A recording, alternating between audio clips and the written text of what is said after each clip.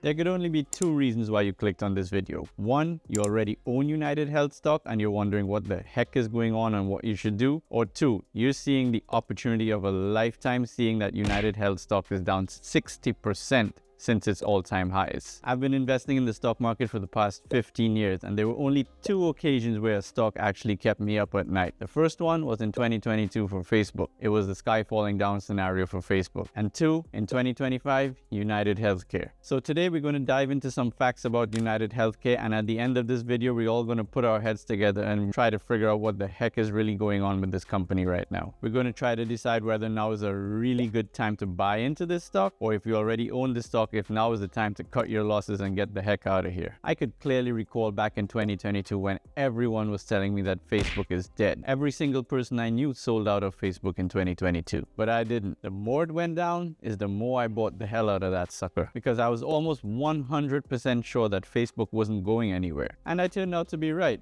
But this time, I gotta tell you, I'm not so sure. Hence the reason I'm making this video. I'm hoping that all of us could put our heads together and come up with some kind of conclusion to all this madness. So it's no secret that United Health is in a bit of a hot water kind of situation right now. It's like everything is just hitting them all at once and they can't seem to catch a break. From the killing of their CEO last year in December of 2024 to now, it's just like bad news after bad news after bad news. Like it just doesn't want to stop. So I guess the saying is true, when it rains, it really pours. So let's look at some of the important facts that we know about United Health right now, currently, as we sit. To begin with, I was really curious to know who are the actual biggest shareholders of United Health right now and who is holding on for dear life as we speak. And here's what I found. At the time of making this video, and according to the latest 13F filings, 6 largest shareholders currently of United Health are: 1. The Vanguard Group. They currently own about 91 million shares of United Health, which equates to about $22 billion. 2. The Vanguard Fiduciary Trust Company. They own about 90 million shares, which is almost the equivalent of $22 billion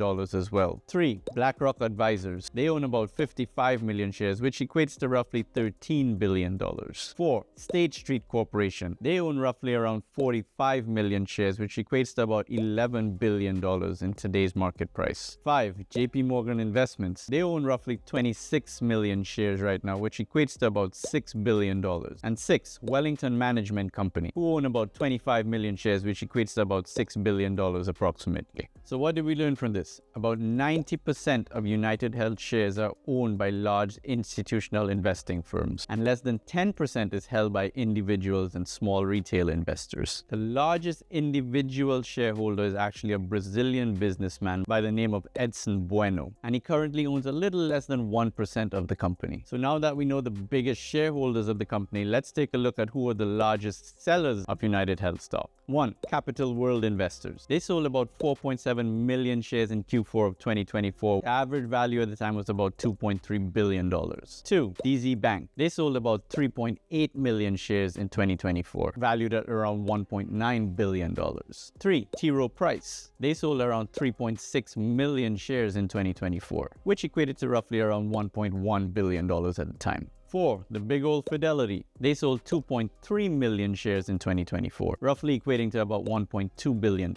And 5. Legal & General Group. They sold 2.2 million shares in Q4 of 2024, which was roughly about $1.1 billion at the time. So according to the 13F filings for Q4 2024, these were some of the biggest sellers of United Health stock. And I must say, good for them, because they either saw what was coming or they just got really, really lucky. And I think it was more of the first choice. They knew this was coming. So now that we know who the biggest holders are and who the biggest sellers are, let's take a little dive into the stock and see why this is really happening to the company, and is there any light at the end of the tunnel for them. So their shares have been tumbling from the beginning of 2025 for a number of reasons, such as operational issues, regulatory issues, and leadership issues. So what are the major causes? Well, 1, they got escalating medical costs, which basically means that they're paying out a lot more than they originally anticipated to patients and for patient claims, and it's just eroding away at their profit margins. 2, they drastically reduced their earning guidance from around $29 a share to $16 a share, which led to a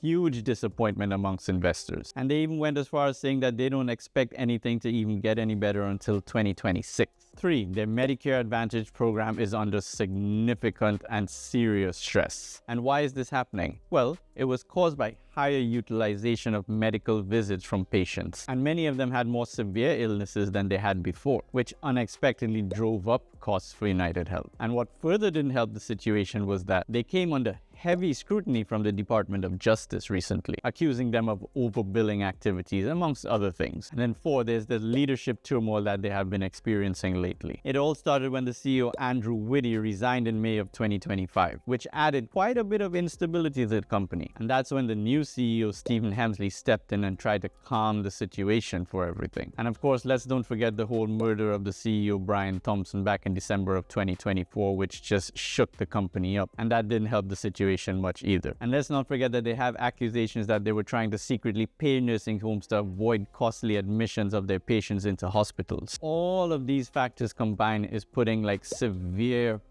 pressure on the company right now. So I would say that UnitedHealth stock collapse is basically rooted in company-specific issues like rising medical costs, a collapse in earnings guidance, regulatory and legal exposure in their Medicare Advantage program, leadership instability, and some serious reputational setbacks.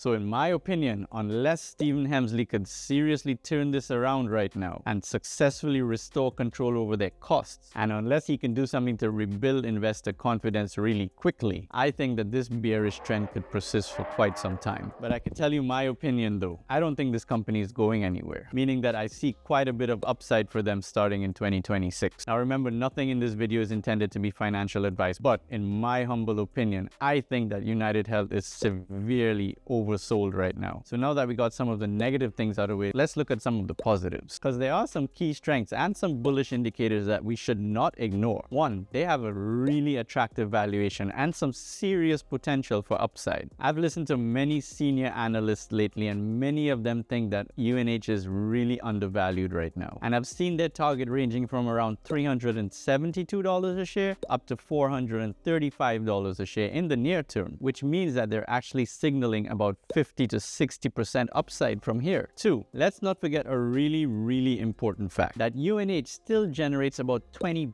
billion in free cash flow, and it boasts a revenue growth of 9.8%.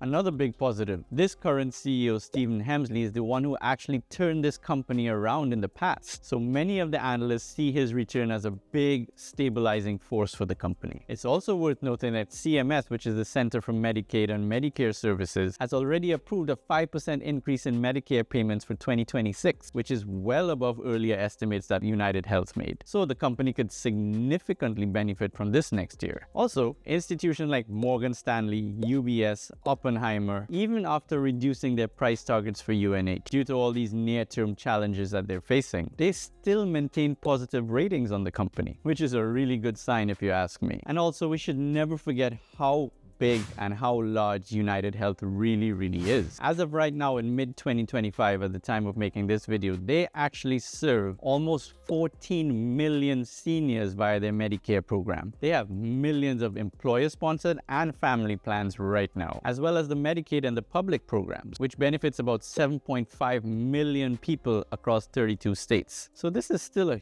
huge company, my friends. I mean, just in Q1 of 2025, they added about 700,000 commercial members, and their Medicare-related customer base grew by 545,000 new members in Q1 alone. So their total customer base across all their businesses stands at about 151 million clients right now. That's mind-blowing. So far, their combined revenue for 2025 stands at a whopping $221 billion, and their net income stands at about $9.7 billion, which means that their revenue is actually still growing. So after all this being said, there's one thing that I'm really seriously looking at, and that is, as soon as Stephen Hemsley stepped in as the new CEO, what's the first thing that he did? He actually bought $25 million of UNH shares with his own personal funds, which was one of the largest insider purchases in the history of the company. So to me, this says quite a bit. I mean, had he known from inside information that there was some serious problem with the company that's rooted and the company was going to tank and go sink down altogether, would he have ever done that? No, he wouldn't have. And yes, I know many of you are thinking that there's an ongoing DOJ investigation into them. And yes, it is true. However, if you ask me my opinion on it, even if they are found guilty, which I don't think that they would, but I could be totally wrong. But even if they are found guilty, the most they're going to have to do is pay a hefty fine and they're going to move on from that. So to me, what I'm doing every single time it dips, I just buy some more because I strongly believe that they're going to be a big rebound in 2026 or 2027.